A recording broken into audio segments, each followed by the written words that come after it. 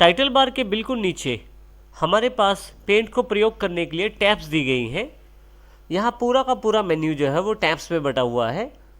जैसे file tab पे click करते ही आपके पास नीचे की तरफ एक ड्रॉप डाउन मेन्यू खुल जाता है। यदि दोबारा मैं फाइल पे क्लिक करूँ तो ये मेन्यू फिर से बंद हो जाता है। होम टैब पे क्लिक करते देखें आपके सामने एक होम टैब का एक रिबन खुल जाता है जिसमें काफ़ी सारे ग्रुप्स और कमांड्स हैं। इसी तरह से यदि मैं व्यू पे क्लिक करता हूं तो फिर से एक रिबन नीचे की तरफ व्यू टैब के लिए खुल जाता है। यहाँ पे यदि मैं होम टैब पे वापस आऊँ तो पेंट्स की कमांड्स को ग्रुप्स में अरेंज किया गया है।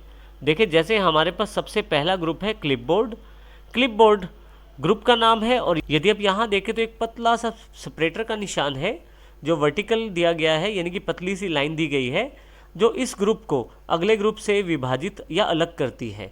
यदि हम पहले क्लिपबोर्ड ग्रुप में देखें, कट, कॉपी और पेस्ट को शामिल किया गया है क्लिपबोर्ड में। अगला ग्रुप जो हमारे पास अवेलेबल है वो है इमेज में सेलेक्ट, क्रॉप, रिसाइज, रोटेट जैसी ऑप्शंस को शामिल किया गया है। इस तरह से टूल्स, शेप्स और कलर्स के रूप में काफ़ी सारे ग्रुप्स हैं और उनके अनुसार उनकी कमांड्स भी उनके अंदर शामिल की गई हैं। आप चाहें तो इस रिबन को कोलैप्स या एक्सपेंड भी कर सकते हैं। इसके लिए यहाँ छोटा सा एक बटन बना हुआ है मिनिमाइज़ करने के लिए रिबन को।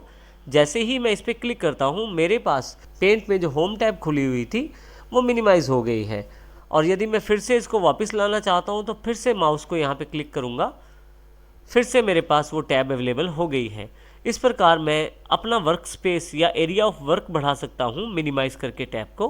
टैब्स के बिल्कुल नीचे हमारे पास ड्राइंग एरिया दिया गया है, जहाँ पे आपको ये जो वाइट स्पेस नज़र आ रहा है ये एक्चुअल में हमारे ड्राइंग करने के लिए एक शीट अवेलेबल है, और ये ड्राइंग एरिया कहलाता है माइक्रोसॉफ्ट पेंट के ऐप के अंदर।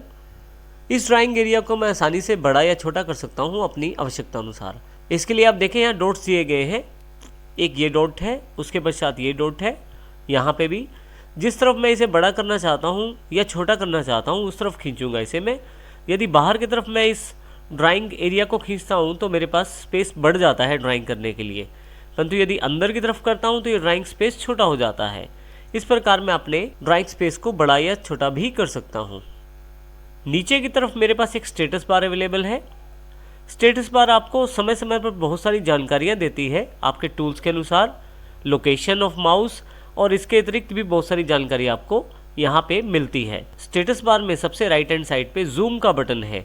यदि आप इस जूम के स्लाइडर को लेफ्ट साइड की तरफ खींचते हैं तो देखिए जूम लेवल छोटा होता जा रहा है, और यदि मैं इसे राइट हैंड साइड की तरफ खींचता हूँ तो जूम लेवल बड़ा हो जाता है।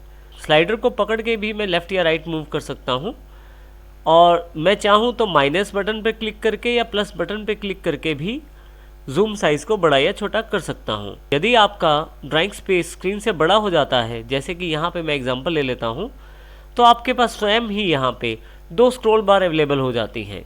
यहाँ देखिए राइट हैंड साइड की तरफ वर्टिकल स्क्रॉल बार अवेलेबल हो गई है। इस स्क्रॉल बार को मैं ऊपर या नीचे करके अपने ड्राइंग स्पेस पे जा सकता हूँ।